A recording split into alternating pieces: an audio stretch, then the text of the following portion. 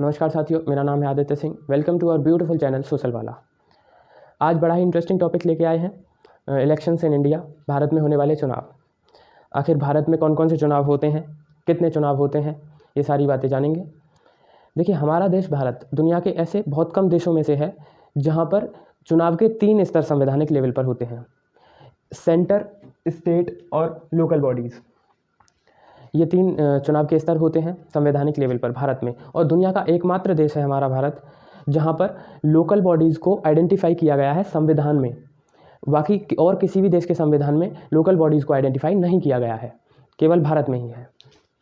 और इंग्लैंड की बात करें, जैसे इंग्लैंड एक यूनियन कंट्री है। यूनियन कंट्री मतलब जहाँ पर सेंटर की पावर ज़्यादा होती है, स्टेट की पावर इतनी नहीं होती या नामात्र की होती है। तो सेंटर की पावर इंग्लैंड में ज़्यादा है। तो इंग्लैंड में क्या होता है कि सेंटर डिसाइड करती है कि लोकल बॉडीज़ को कैसे चलाना है, तो लोकल बॉडीज़ को सेंटर ही चलाती है। और जैसे अमेरिका की बात करें, क्योंकि अमेरिका एक फेडरल कंट्री है। फेडरल कंट्री क्या होती है, जहाँ पर सेंटर की और स्टेट की पावर इक्वली डिवाइड होती है, ना सेंटर ज़्यादा बड़ा होता है, ना ही स्टेट ज़्यादा बड़ा होता है। तो अमेरिका एक फेडरल कंट्री है, स्विट्ज़रलैंड भी एक फेडरल कंट्री है। ऐसे बहुत सारी फेडरल कंट्रीज़ हैं। तो वहाँ पर अमेरिका में क्या होता है कि स्टेट डिसाइड करती है कि लोकल बॉडीज़ को कैसे चलाना है। लेकिन भारत में चुनाव होते हैं लोकल बॉडीज़ के अपने अलग, और लोकल बॉडीज़ अपने आप अपनी पूरी व्यवस्था को देखती हैं। जो ये 1993 और 1994 के दौरान भारत के संविधान में 2 संशोधन हुए, 73वां और 74वां संशोधन, जिसमें भाग 9 और 9 का आर्टिकल 9 एंड 9A में जो है पंचायत और म्यूनिसिपैलिटी के नाम को जोड़ा गया, इनकी व्याख्या की गई आर्टिकल 9 एंड 9A में। तो उससे पहले पंचायत और म्यूनिसिपैलिटी का चुनाव नहीं हुआ करता था भारत में भी, लेकिन 1994 के बाद ये भी भारत में संविधान में संशोधन हुआ। खैर, हम जानते हैं कि सेंटर के लेवल पर कौन कौन से चुनाव होते हैं। सेंटर के लेवल पर एक चुनाव तो होता है प्रेसिडेंट का चुनाव होता है सेंट्रल लेवल पर, और वाइस प्रेसिडेंट का भी चुनाव होता है। और कौन सा चुनाव होता है? वाइस प्रेसिडेंट का मिलता जुलता ही चुनाव होता है, वाइस प्रेसिडेंट का भी। और सेंटर के लेवल पर, सेंटर के स्तर पर एक चुनाव होता है लोकसभा का, और एक चुनाव होता है राज्यसभा का। पार्लियामेंट की 2 सदन हैं, लोकसभा और राज्यसभा। इन दोनों के चुनाव भी सेंटर के लेवल पर होते हैं। स्टेट के लेवल पर कौन कौन से चुनाव होते हैं? स्टेट के लेवल पर सबसे पहला जो चुनाव होता है वो होता है, सबसे पहला क्या, यही चुनाव होता है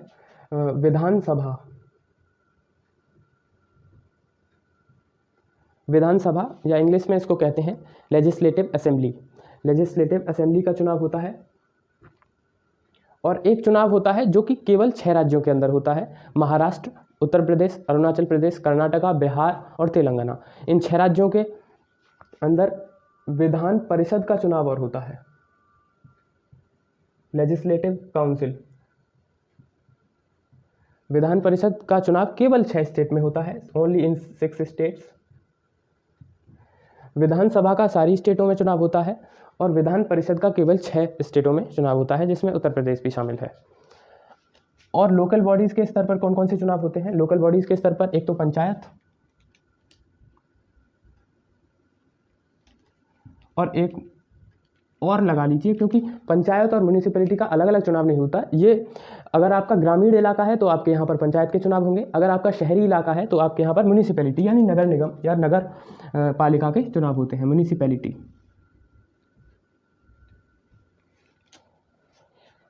तो ये इतने चुनाव होते हैं भारत में। चलिए एक एक करके सभी चुनावों को समझते हैं कि आखिर हम किस चुनाव में डायरेक्ट वोटिंग करने जाते हैं, यानी घर से निकलते हैं, वोटर ID दिखाते हैं वहाँ जाकर, और वहाँ EVM मशीन में बटन दबाते हैं और फिर स्याही लगाकर घर वापस आते हैं। तो हम डायरेक्ट चुनाव किस किस चुनावों में हम डायरेक्ट वोटिंग करते हैं और किस में हम नहीं करते। तो पहला चुनाव देखते हैं वाइस प्रेसिडेंट का। तो प्रेसिडेंट का चुनाव कैसे होता है ये देख लेते हैं। इसमें हम डायरेक्ट वोटिंग नहीं करते, यानी हम डायरेक्ट वोट डालने नहीं जाते। प्रेसिडेंट का चुनाव कुछ ऐसा होता है, यहाँ पर लोकसभा और राज्यसभा के जो मेंबर्स होते हैं, लोकसभा के और राज्यसभा के और विधानसभा के, इन 3 सभाओं के जो मेंबर्स होते हैं, ये मेंबर्स वोटिंग करते हैं प्रेसिडेंट को बनाने में। वाइस प्रेसिडेंट को कौन कौन बनाता है? वाइस प्रेसिडेंट में भी हम डायरेक्ट वोटिंग नहीं करते, इसको भी लोकसभा और राज्यसभा के मेंबर्स ही इलेक्ट करते हैं, विधानसभा के वाइस प्रेसिडेंट के में नहीं डालते। लोकसभा का चुनाव कैसा होता है? लोकसभा के चुनाव में हम डायरेक्ट वोटिंग करते हैं। लोकसभा के चुनाव जो होते हैं उसमें हम डायरेक्ट वोट करने जाते हैं और अपने एमपी को चुनते हैं, और जिस पार्टी के ज़्यादा एमपी चुन लिए जाते हैं, यानी जिस पार्टी के जो बहुमत हो जाती है, उस पार्टी का एक नेता, वो पार्टी अपने एक नेता को प्रधानमंत्री बना देती है।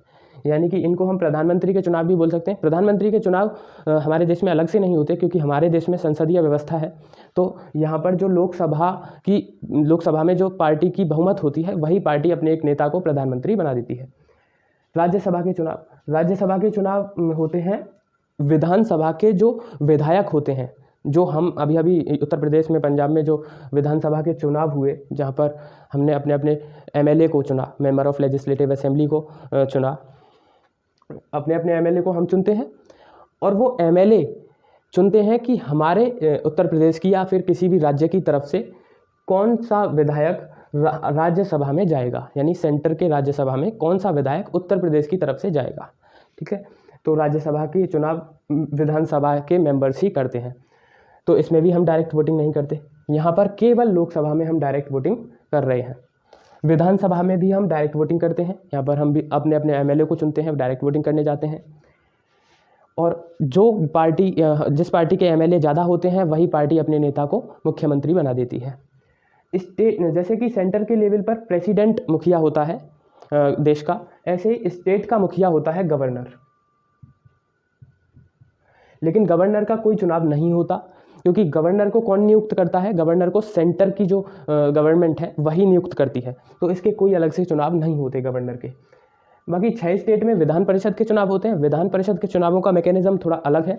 विधान परिषद कुछ हिस्सों में, अलग अलग हिस्सों में चुनाव होते हैं विधान परिषद के, लेकिन इसमें भी हम डायरेक्ट वोटिंग नहीं करते। और ये चुनाव है लोकल बॉडीज़ के 2, पंचायत और म्यूनिसिपैलिटी के चुनाव।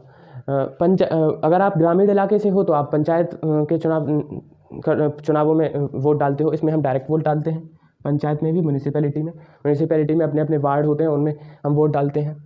तो पंचायत और म्यूनिसिपैलिटी के भी चुनावों में हम डायरेक्ट वोटिंग करते हैं। तो हम इन 3 इलेक्शंस में डायरेक्ट वोटिंग करते हैं। पंचायत और म्यूनिसिपैलिटी, ये दोनों मतलब अलग अलग इलाकों में अलग अलग होते हैं। पंचायत और म्यूनिसिपैलिटी ये एक ही चुनाव है।